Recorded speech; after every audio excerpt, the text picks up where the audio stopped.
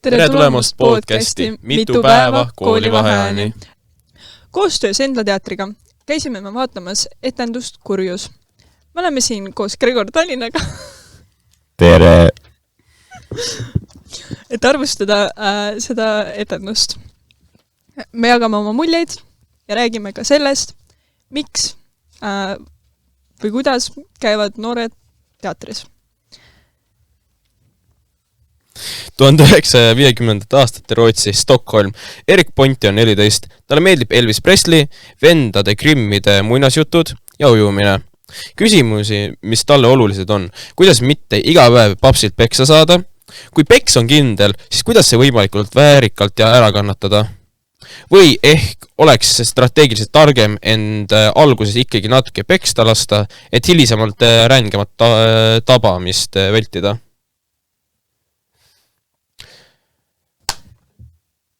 Gregor, mis sina arvasid sellest etendusest? Jah, et tõesti väga mõtlema panev etendus oli ja see näitas siis meie ühiskonnas olevaid probleeme nii vägivalla ja psühholoogiaga. Daniel, mis sina arvad sellest etendusest? Ma väga nõustun Gregori selle jutuga, mis ta rääkis. On ju selliseid küsimusi, mis tekitab, mida me ei näe, mis toimub varju tagant.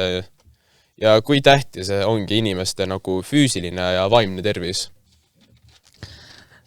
Ma arvan, et etendus väga näitas, milline oli elu kunagi, kus vägivald oli lubatud ja seda kasutatigi kui distsipliini. Seda arvati kui distsipliin. Tänapäeval ei ole see enam aktsepteeritav ja on väga paljudes kohtades illegaalne. Kõvasti karistatav. Miks on teater oluline kultuurinähtus? Teater pakub võimaluse kogeda lugusi ja emotsioone vahetult ning sügavamalt kui film või sari. Millised on teatris käitumise etiketi põhitõed? Esiteks riietus, et olekski puhtalt riides ja ei olekski räpane. Teiseks ongi käitumine ja viisakus inimeste vastu ja kui teater käibki, siis oldakse vaikne ja kuulatakse neid reegleid ja mis seal on antud. Filmimine, mingid enda toidu kaasvõtmine, ma ei tea, mõned vennad näksid seal, aga mingi kotti. Mis on teatris käimise etiketi põhitõed? Esiteks rietus. Kuigi enamikes teatris ei ole ranged rietusreeklid, on viisaks valida korralikud ja puhtad riided. Noorte pärastes või eksperimentaalrietes on stiil vabam, kuid siiski võiks vältida ka sportlikku või lohakaid rietust. Dressid, maikad ja sellised. Nii, teine.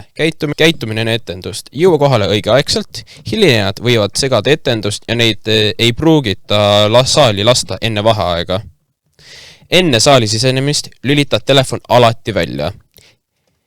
Helinad ja märguanded võivad segada näitlejaid ja publikut. Kui on vaja riideid garderoobi panna, tee seda kohe, et mitte tekitada ummikuid. Kolmandaks, käitumine etenduse ajal. Vaikus saalis, ei söö ega joo, telefonid taskusse ja plaksutamine õige ajal. Ja siis käitumine etenduse lõpus. Kui etendus meeldis, on viisakus plaksutada ja tänada näitlejaid. Kui etendus oli eriti hea, võib ka püsti tõusta ka plaksutada või ka mõnikord vilistada. Lahkudes ole kannatlik ja ära torma, kõik tahavad välja saada. Teatrietiket alati aitab inimestel mugavat seda tunnet tekitada seal ja ongi, et hoiab seda keskkonna turvalisena. Kas noored eelistavad kino, Netflixi või hoopis teatrit? Daniel, mida sa eelistad? Mina isiklikult, ma olen laisk inimene ja mulle meeldib kodus rohkem Netflixi vaadata seda. Palju võimalusi on, kosta ne vanemate raha ära, nende võimalusi ja ka siiski olekski ka tore vähemalt mõnikord inimestega väljas käia ja nautida nagu kogemusi saada.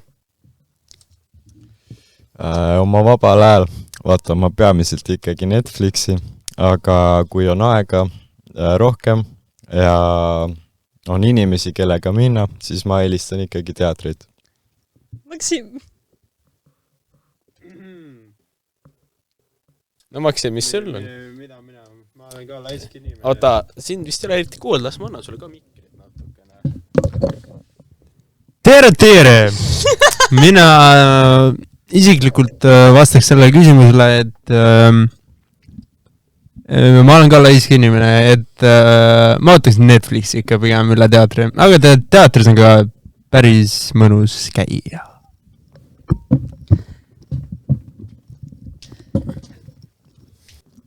Paljud noored ikka eelistavad Netflixi üle teatri või kino, kuna teatripiletid võivad olla liiga kallid ja kinos käimine on ka väga kallis.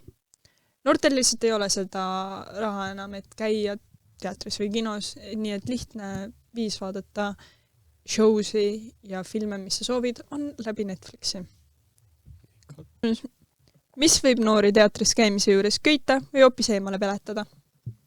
Ongi vist see, et igavad need, et midagi tänapäeval noortel ongi see tähelepanu, see ongi, et väga väike ja nad võib-olla ei suudagi ühe koha juurde istuda mingi tund-pool, vaadates mingid inimesi seda tehes, näitlemas ja puha.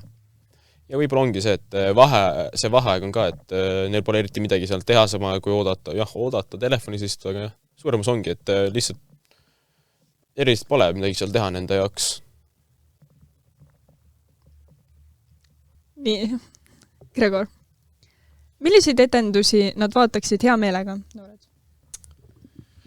Ei no, kuna noorte tähelepanu võime on siis aastatega vähenenud, arvan ma, et noored vaataksid kindlasti lühemaid teatrietendusi.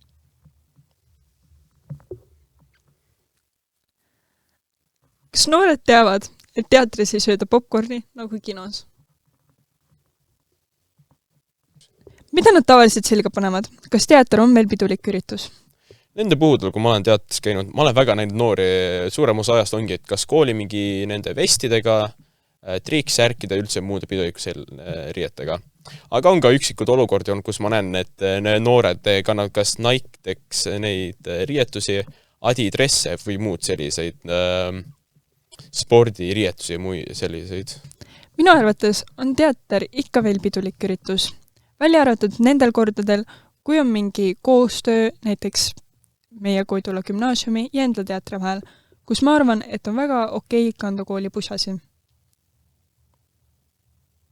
Kas teatris käik on väärt kogemus? Väiksena jaa, kuna väiksena sa saad sellega, kui sa käid kooli või klassikas ongi, sa saad koged midagi, vaatad, näitled, see on põhimõtteliselt natuke vaba aeg sellest üldisest koolist ja sellest saadki natuke puhata. Aga kõige hullem, mida ma nende teatritega kogenud olen, siis kui õpetajad teevad töid nende puhul. Gregor, mis sa arvad?